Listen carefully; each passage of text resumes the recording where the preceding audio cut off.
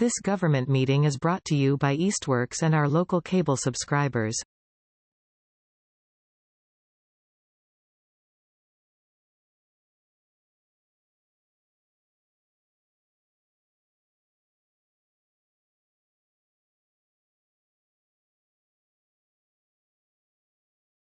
Good evening. This is the City Council Ordinance Committee meeting for, let me get the date right tonight, June 10th. And we're going to go ahead and get started.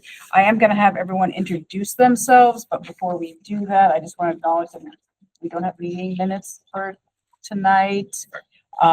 So we will have meeting minutes for the next night, but so just to, so everyone knows who is currently in the room, I'm Connie Denham. I'm the chair of the Ordinance Committee, and I'm a city councilor at large. Salem Derby, city councilor. Jana Tatro, I'm the chair of the Easthampton Affordable and Fair Housing Partnership. Jim Kayon, a 20-year resident of Easthampton, semi-retired, whatever that means, and independent theoretical physicist. Michael Serwick, I'm the chair of the Easthampton Aquifer Protection Advisory Committee. Allison Manuel, planning director. Okay, and Kayam. I'm Jeremiah McQuaid. I sit on the Easthampton Affordable and Fair Housing Partnership. Mm-hmm. Great. So tonight we have, this is a really great opportunity for us to have a conversation with a member of the Aquifer Protection Committee and have a conversation about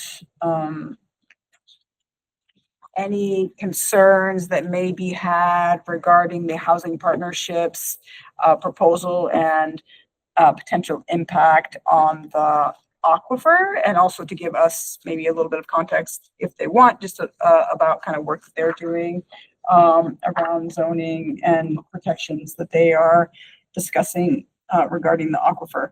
But Kayam or Jana, do you want to just provide maybe a little bit of context, because I don't think Michael has been able to go through the entire document.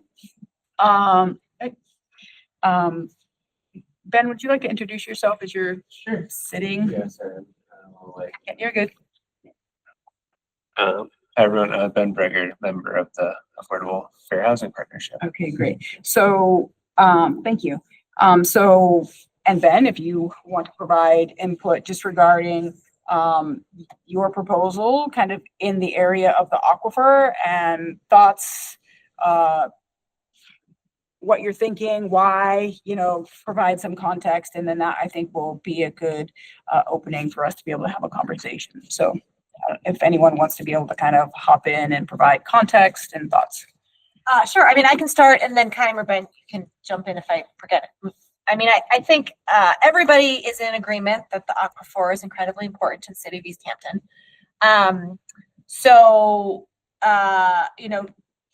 No one on the partnership, and I think in any of our conversations, wants to do anything that puts anything that, the aquifer at all in jeopardy. The goal of the recommendations is to increase the supply of all kinds of housing in the city of Easthampton, and different ways, and tools that we could use to do that. But I think, we as partnership members are not experts on the aquifer. And so I think, we put together what we thought would be, useful recommendations for zoning, fully knowing that there would be others that would weigh in with concerns or recommendations or changes. So I think we are very open to hearing, from the Aquifer Committee about what might work or might not work about what we've recommended, particularly for that district. I don't know if Kyle or Ben, you want to say anything else, but. Yeah, and I can also add some context. So like Jenna said, the report is mainly created with the goal of increasing the supply and availability of different types of affordable housing, or all types of housing options, but particularly with the goal of stopping the prices from rising. And I think a big part of that is increasing density in areas where it makes sense to, like downtown, and closer to the city center, closer to public transit. But at the same time, I I think that we're looking for ways that we can smartly use the infrastructure and the neighborhoods that we already have to support additional housing that isn't that doesn't put as much of a strain on the environment. That's a lower intensity development in general. So we're thinking infill, ADUs, and looking at the neighborhoods that are around that are there already, looking at how we can keep or support that development pattern rather than the increasing lot sizes and McMansions that we're seeing that are selling for an incredible amount of money for the town of Easthampton. So part of that logic was looking back at our neighborhoods right now and seeing how the lots are laid out, the sort of, I guess, average lot size, and trying to make our zoning in that area fit what it was when those houses were built, when those neighborhoods were built. And I'll also add that, like, I live in the Plains, I live in these neighborhoods, and like I really appreciate sort of the single family, character, or whatever I'll say, I'll use the bad word. But at the same time, I think that there's a level of being close to our neighbors that I also appreciate, and that is not something that is reflected in our current zoning. And I think that it's connected. So yeah, I don't know if Ben has anything else to add. Yeah, no, that was a great overview. And I think the only other thing I'd add is just like in part of our recommendations, we're looking at what's currently there, like the fabric of the existing neighborhood. I don't know, it's mostly like third, quarter acre size lots, maybe even smaller, but the zoning is requiring almost an acre lot. So you like really can't build what is there now. And I know part of that might have been intentional as a way to like limit development because of the aquifer. And we feel, and this is where we could use some like education, I guess, or like be a great part of the conversation is just like, we know there's the overlay, aquifer protection overlay district. And our understanding is like the 15% impervious surface limit is like what in our mind like protects the aquifer in a lot of ways. Obviously, when you invite more people into an area, they're going to have storing their like chemicals and salt and this and that. So we understand there's an increase in hazardous materials potentially, but I guess we're just trying to understand the relationship between more housing, impervious surface, the aquifer, and how this all kind of plays together. But knowing that the overlay is already in place, like what is that? Like we're trying to wrap our head around what that means for the proposal as well. So Can I ask a question? Has there been any surveys done to determine what the mean average in terms of uppermost depth of the aquifer, where it can be viewed strictly as being part of the aquifer, and what the geological composition is at that strata above it? Because that might determine how much risk is associated with whatever developing is occurring, because obviously there's the foundation, there's going to be some sort of plumbing, depending upon what the zoning is with respect to that versus holding tanks. I don't know what exactly Easthampton's policy is, holding tanks versus septic tanks, and wells too, further out. But that to me is a key question above all others as to what exactly is this, the subterranean. That might be a question for you. Yeah, I can answer it, probably not as accurately as Bob Newton, but Sure. Most of where the aquifer overlay is sand and gravel, Okay. so it's fairly pervious, and stuff can transport through pretty quickly. That sure sounds like it. Yeah, and there is a clay layer, but that starts probably somewhere around Mountain Park. And Okay. It gets thicker as you come this way. Is it possible to put in an expensive layer on top of that without compromising the ecosystem to prevent the leaching? Not really such a big area. Well, I'm saying in terms of each development. Yeah. Sorry. Yeah. So we're in a meeting, and so Yeah, I I think some of understand. these are great questions, but I just also want to be mindful of the conversation that we're trying to kind of create between the partnership and the aquifer committee. So I just want to acknowledge that, right? I think I could also add, So I have a lot of the same questions, like, because I definitely care about the water, and I have a little bit of a scientific brain in that I like want to understand. So I reached out to Dr. David Bout at the UMass Hydrogeology Center, or the UMass Hydrogeology Lab, and I actually had a really great meeting with him. And we talked a lot about this, and he pointed me sort of in the direction of some really good data resources that are both releasing at the state level, but also that he cued me in on the potential of like the power of creating a groundwater model specifically for Easthampton, and how like that is something that's feasible within a municipal budget. There are communities across the state that are using like MVP funding to do this, particularly communities that are like concerned about saltwater infiltration. But the data does exist, and like I prepared for this meeting and I brought some like images, but I don't want to like completely overwhelm everyone with information because that tends to be my MO. But yeah, I think that I'll say this. He generally agreed with the idea that without septics and wells, which most of the plains is now not on septic systems, the requirement for a 2-acre or 1-acre lot isn't necessarily based on, there isn't a lot of scientific basis for that. He said that it makes a lot of sense when you're looking at nitrate concentrations, and like you can actually see the data pre 2007 when we put in the septic or the sewer system in the plains, the nitrate concentrations were much higher and they came down.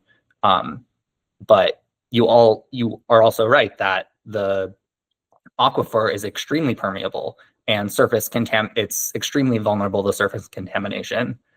But what I thought was really interesting, and something that I asked him was like, so if you have a impervious surface coverage maximum and you allow for smaller lots, like wouldn't in some ways, like you're having smaller lots, less yard chemicals, like it makes a lot of sense to have like smaller, smarter development than these like large lots of just like non-native grass that they're spraying with chemicals and fertilizer that's directly leaching. Those are nitrates that are directly leaching into the aquifer as well. So in general, he seemed not concerned with our proposals, and he seemed like he also knows Bob Newton. So like and he seems very open to additional questions that we may have. But what the question that I don't remember your name in the green shirt, but the question you asked about the data that Me. I didn't agree. I'm Jim. Oh, Jim, sorry. No, the question you asked about like the data about like the groundwater level and the specific surficial geology, like all of that is available and we can dig into it. I just like, I'm not someone clear. I think that you understand that subject more than me. So like I can I can find the data. That's sort of what I do for a living. Okay. But like in terms of how we can work together, I'm really interested to hear more. Absolutely. I would welcome that.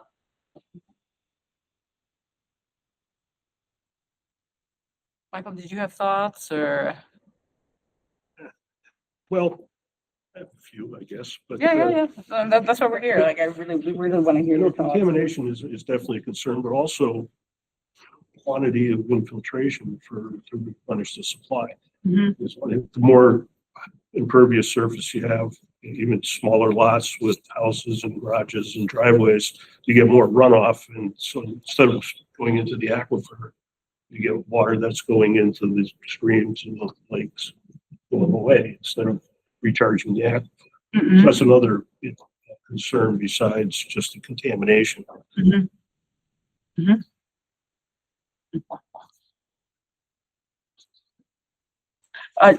What aspects of the proposal were you able to kind of look at or read? Were you able to read anything as they related to the aquifer? It's been a while, so my memory is a little foggy on it. Oh, okay. All right. Well, and I'll just, if I can speak to what point Michael just made. I think Yep. something that Dr. Bout and his team are currently focused on studying is like what we're seeing lately is an increase in water in like subsurface water quantity.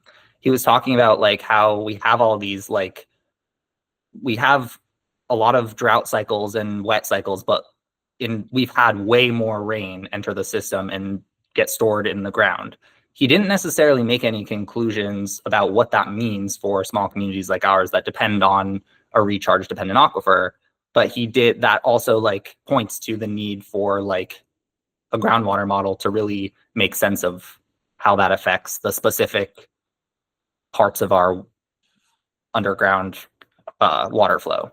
But in general, he said that quantity is not usually the concern because we have so much groundwater that, and he said things like artificial recharge has gotten so efficient at depositing water into the aquifer that like it's really hard to say. And like, that's why sometimes communities like Plymouth, communities across the state are doing like specific groundwater models to see like how the impact of climate change, increased precipitation, changes the equation, I guess.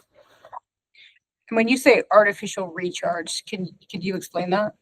That's like stormwater management systems and like runoff management. Yep. Do you have a comment? Oh, okay, it looked like you were gonna turn and say something. So, so what is the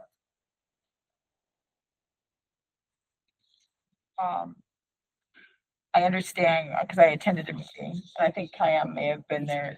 Maybe Janet was there too. I can't remember. I watched it after.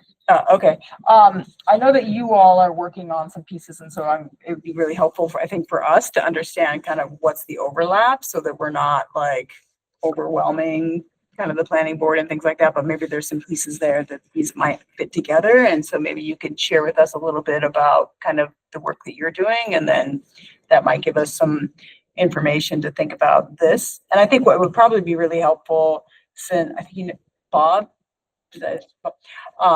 we might want to set up a meeting between the Housing Partnership and the Aquifer Protection Committee, and then maybe we can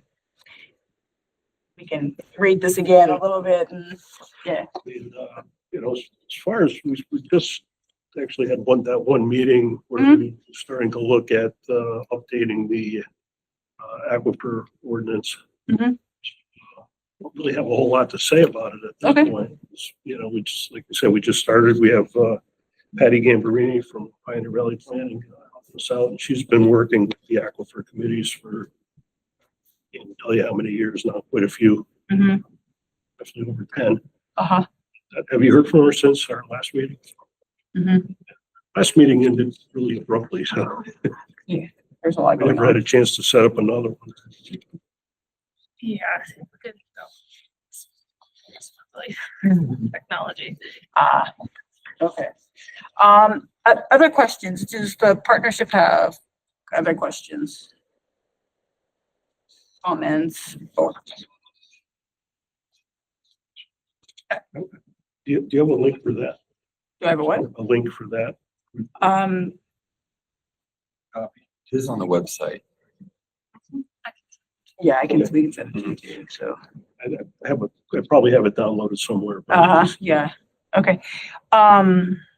Other comments, questions? I mean, I think it would just be, so, I mean, you know, one of our proposals is to sort of combine residential zones. So instead of having, you know, R5, R10, R35, R40, R80, you know, is to combining them into urban, suburban, and rural.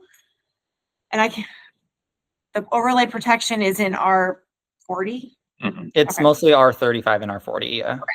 So I think it would be particularly helpful, like from the Aquifer Commission, if there are specific concerns about some of our recommendations, you know, should we be combining those districts like that? Or is just by virtue of updating the overlay district zoning, sort of solve that issue, right? So that would, the overlay district would trump whatever excuse the term, whatever we decide to put for zoning. And so like maybe it doesn't matter. But I guess like those are the things that I'm thinking about and sort of looking for from the Aquifer Commission. If there are concerns, you know, sort of what should we be doing differently, or is just by virtue of updating the overlay district gonna alleviate those concerns and then, you know, kind of solve the problem.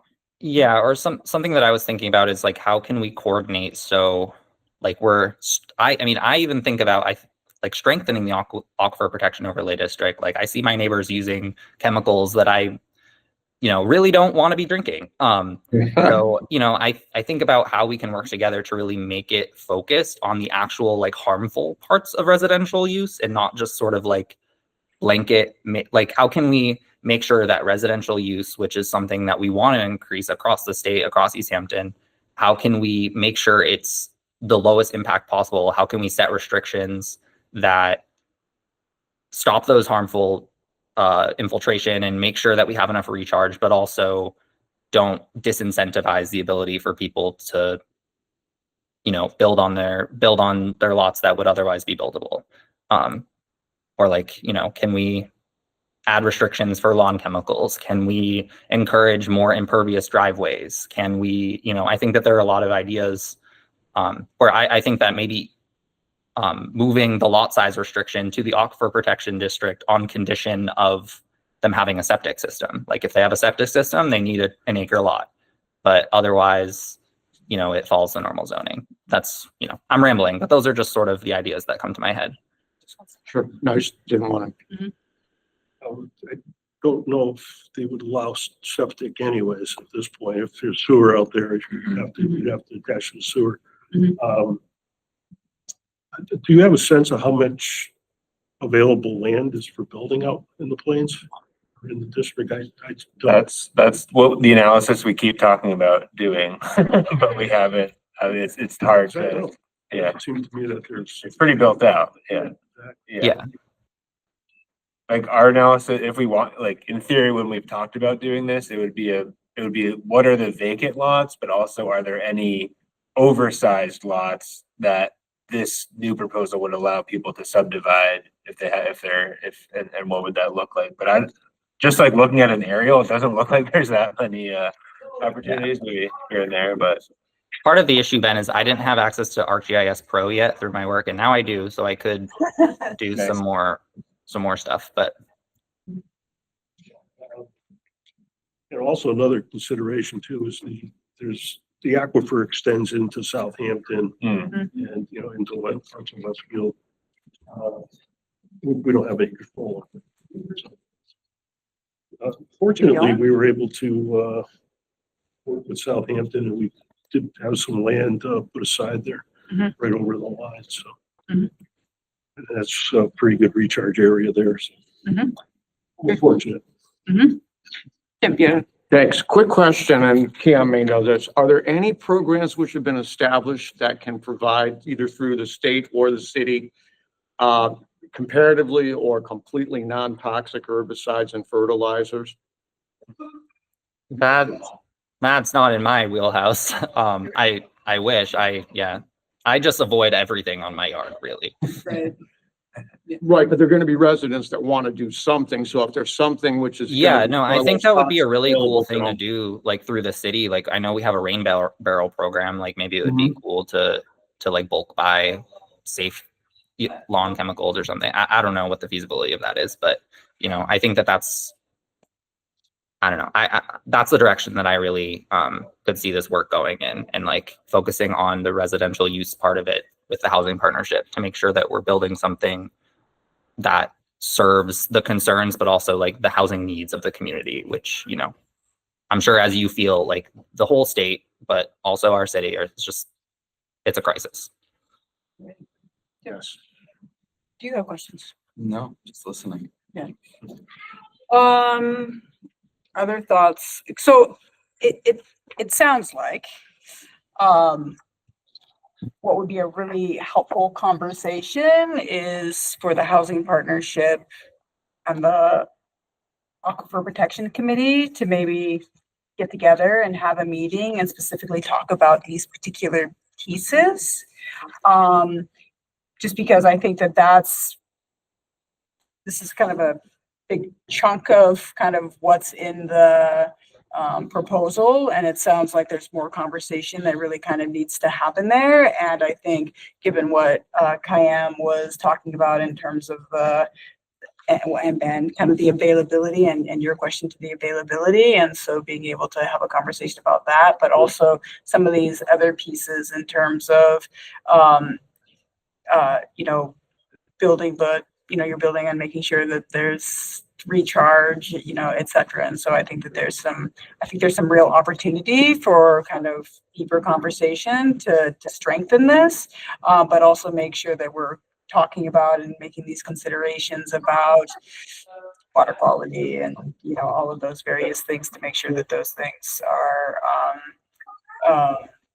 not impacting or harmful to the aquifer. And at the same time, we're able to kind of continue to think about increasing our housing and things like that, just because we are in a crisis, right? So does that sound like something that's doable to your committees? And then I don't want to have to include our committee in that. I think that's a lot of but I will certainly attend that, unless you wanted to attend it, but I'm happy to attend that. So as that is scheduled, I'm happy to be a part of that and listen. And I think that would be a really important thing to then bring back to this committee, so that we can kind of continue that conversation. And I think something really, really great to really strengthen this. I think there's some real possibility there. Do you have any questions for us or the partnership as we kind of think about this? What's your time? Get this thing. Speaking of timelines, I don't think that we have a deadline. I think that what we're really interested in is doing it right. And I think that the more information that we can have, because I don't think what either of us want to do, and I don't want to speak for Councillor Smith, is we've done something and then a year from now we go, whoops, and then we have to go back and change it, because I think that would be, well, a waste of everybody's time and something that could potentially in the long run be harmful to have to try to undo, right? So we don't want to do that. I think we're very interested in doing it right, and also being able to give something to the planning board, that they know that some due diligence has been done to that, and then they're able to not weed through all of our questions, because hopefully they will have been answered, and then they can just kind of focus on what they need to focus on. And do you have anything you want to add in regards to the committee or our thoughts in regards to this? I mean, not really. I think the timeline is going to be flexible, as some of these dynamic pieces. I don't necessarily see a reason to hold it too long, but I think that we're gonna just have to be patient, I think, to allow all the pieces to fall into place. And I think there's, time changes, right? And there's new technology and all of those things. And so some of those things are, we're just having to work through those things, right? Like how we think changes, right? And so now we're just trying to think new. Anything from your perspective in terms of the planning board or their needs or anything like that, if you think about timeline and timing? Not necessarily anything on timeline and timing, but so much as making sure either one of these is advancing, that both of these advance kind of together, so that there's not conflicts. Right. And by both of these, I mean the proposal that Patty's bringing forward in this proposal, because I can see, it's hard to have all the references line up if you're not doing it at the same time. And I would hate for one of these things to go through and that the following is very contradictory. And, we've got to make do some reconciling after the fact. That's not ideal. So that's just kind of where I stand. I do think because the Aquifer Protection District is an overlay, it provides more flexibility and latitude to make regulations that are specific to the aquifer recharge area particularly, versus worrying so much about zoning district boundaries, which is helpful. So. Question? There's been any talk about possibly bringing novel technology as part of a pilot project with respect to the construction of any new housing? Because I have some ideas, not going to broach them here, but they would be very, very valuable if proven out. I do not know the answer to that. Yeah, it's not, I mean, technology from the cities is not move slow. But the private developers, I haven't heard anything directly, but it doesn't mean it's not happening behind the scenes. I can talk to you more about that, Kiam, at some point. Yeah, I'm happy to hear what you're talking about.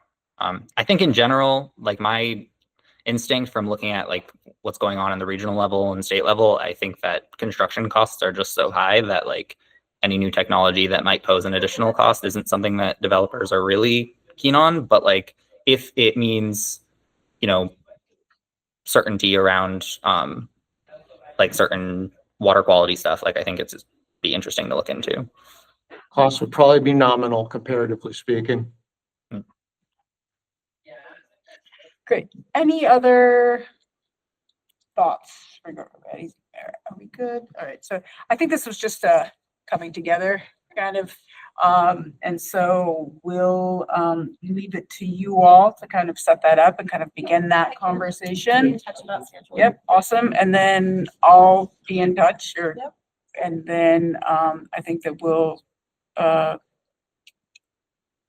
wait to hear as a committee, and then we'll come back because it feels like there's a lot of kind of work that can really be done to kind of reconcile or work on both of these things simultaneously to strengthen both of them, hopefully. Anything else that you have for the good of the order regarding? Well, I feel like were we able to? I feel like at the last meeting we were able to get through like a decent amount of the changes. I can't remember though if we had like a list of things that we wanted to revisit to go back to, or if we didn't have that. But I just wanted to make sure that we don't move on and not remember to go check in with something that we had identified that we wanted to check in with. But we talked last time, or the last couple of times, about the wildlife corridor. Which is your idea. That was mine. So I do feel like we should figure that out because we talked a lot about the migration and is there an opportunity for a wildlife corridor protection? And we were going to look at a map, but we didn't know if we had a map. We had one. Yeah, so I've talked actually about it a few times since then with a member of the Piscomic Trust. And my understanding is that it's based on the biomap on sort of the mass map or the state's mapping system. I don't know if it's DEP or who puts that together. I could find out very easily. I just don't recall. But anyways, the core habitat is what it refers to. We would have to, as a city, adopt our own regulation to make that have any real teeth, and to make it meaningful as far as having an impact on development patterns. Because right now it doesn't necessarily prevent development in those areas. It's just that those are important habitats, resource areas. And I wonder, and I guess this has always been my thought, was if we know that there's areas of migration, is there a way, because I imagine that there's multiple spots, but they're probably not super wide swaths because they just, the nature of the migration kind of filters it through undeveloped areas. If we had like a wildlife migration overlay where maybe within that, and it would be narrow, 2 or 3 narrow spots throughout the city where that maintained density or at least had some level of protection. And again, the one I keep coming back to is the one from, it's basically Broad Brook to Nonotuck Park, so we're talking about, underneath the log cabin to Nonotuck to the solar field that goes to Park Street, and then across Park Street over to the wetland by the bike path to like Big Y area that goes to the Southampton conservation area. There's one that goes up to Northampton as Right. well. Right. So I think there's a couple. So maybe, maybe we can take a look at that, and I don't want it to be a factor that inhibits the ability to use the valuable land, but I also just want to make sure that it's on our radar and that we, our little bear friends and fox friends and all those things. Dear friends. Dear friends. Yep. Dear friends. Dear friends. I'm glad you caught it. Have a place to go. So So the question is then, do the two of you want to connect about that? yeah, I'll just shoot you an email. Yeah. And we can, I mean, one thing I definitely want to look into is like precedent that other communities maybe have done this, and what it looks like. It would be really helpful to have like a model yes. to work off of, because it's not something I've worked on before. But it definitely seems like there's a lot of local resources that we could tap. I just want to ask a quick question, Salem, have any turtle tunnels been looked at? I don't know specifically. I think that would, but that is definitely something. I know there's salamander ones too. But that's probably on a different track than the zoning piece of it. But Okay. I think that there's probably spots in Easthampton that would be beneficial to, like South Street actually is like a really Absolutely. Bend is a big one. So yeah, tons of different things. Again, I don't want it to impede this process or hold it up necessarily. I just want to make sure that that's on our radar at least. Also, I think a good community group to look at or work with, Lathrop, I think, is doing a lot of all the stuff that they're doing around there, right? Like, that might be a good connection. Also. Maybe connecting- bees. Yep. The other thing we talked about last time was connected to the wildlife corridor was just R35, like the slope, like the Mount Tom slope, Right. and whether or not we wanted to protect from subdivisions, since we seem to scramble every time there is a subdivision. And so maybe now would be the time to like actually do something about that so that you can build a subdivision. So That's I think a really important point. so we might want to keep that on like our outstanding issue to add to this or whatever, just so we could doing it at the same time. There was, I think I might have mentioned this before. There was definitely, we had a proposal to limit the slope construction years and years ago. And it was, I think it was pretty restrictive because it put height restrictions in. So it like limited people's like ability to put a addition on their house or what. And people came into this room and were not happy. I can only imagine. Yeah.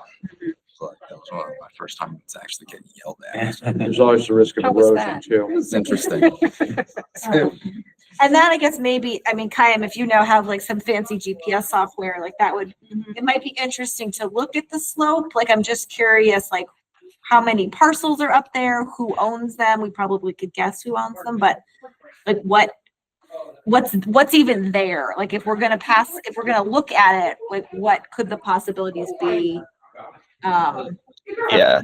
Or what could be built up there? I know there's power lines, so that kind of mitigates Yeah. some level.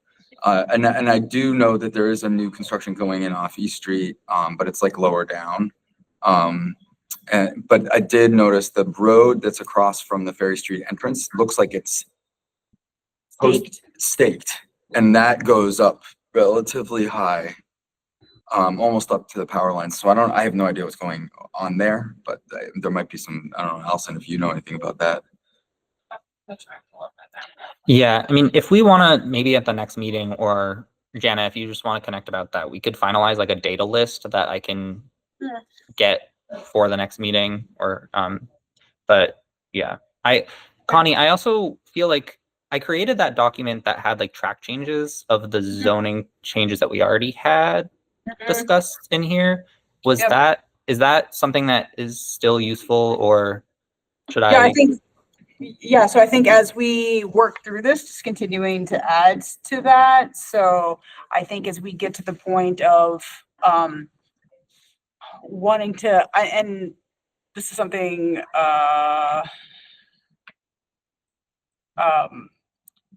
I've been trying to work through. Do we send things to the planning board piecemeal, or do we just send everything? And now that we have this connection to and working with the collaboration with the Aquifer Protection Committee, like wanting to make sure that all of that aligns, right? And so that's why I haven't, moved forward with any of that. So I think we just continue to work from that document as we make changes and things like that. Do you? All right. Good. Anything else that? I think for that land that you're asking about, acquiring. Oh, okay. Oh, great. That's good news. Big parcel, the gross property, For the public DCR. permanent conservation recreation. They are the proprietors of Mount Tom. No, I just wanted to make Most sure part. that. Is the other subdivision on East Street the one that's been cleared for a long time? It's a parcel that's between two parcels, and they just cleared it. There's a house that's up on the hill Oh, okay, South One. where the former chief used to live, Redfern, and then it's right next to that. This was what I was looking at. Oh, cool. This is Ferry Street coming Yep, out. yeah, yeah. So this whole parcel, Oh, well, the wow. back part of it, that is. Yeah, because I think the road comes in right at that, right here. I had a feeling that's what you were talking about. And it's all staked right now, and it kind of goes up. Yeah, that's Yeah. because DCR had it surveyed. Probably. Oh, beautiful. That conservation makes me, that, Mhm. thank you. Gosh. Good. Great. Other comments, questions? Good. So, we'll let you two connect. Yep. You two are gonna connect, and then after, I think it's what's gonna be helpful for us to come back together after kind of some of these conversations have happened. Does that work? And then also, I think Kayam will have had some time to play around on that GIS thing Yeah. too, so. I think the good news is though, like for the major things, I feel like we have pretty good consensus. Yep. So, So far, Yeah. yeah. No, I think these are great. Like, I think there's a lot of things that kind of bring things up to date, are responsive to kind of the growing needs of the city. So, yeah, I think these have all been really great conversations, and certainly appreciate the year-long effort that you all put into making this happen and bringing it forward, right? So I think that this is, I think again, this puts Easthampton at the forefront of some of the things that communities are looking at and making changes around. I think some of these kind of bigger pieces, I think we just need to figure out and navigate and kind of work together to. The more there's a sense of sensitivity to everybody's Mm. concerns, Yeah. the better it will be received. That's key. Absolutely. Anything else that you have for the committee? I do not. Okay, so I will take a motion to adjourn. So moved. Second, all in favor? Aye. Aye, great. This government meeting is brought to you by Eastworks and our local cable subscribers.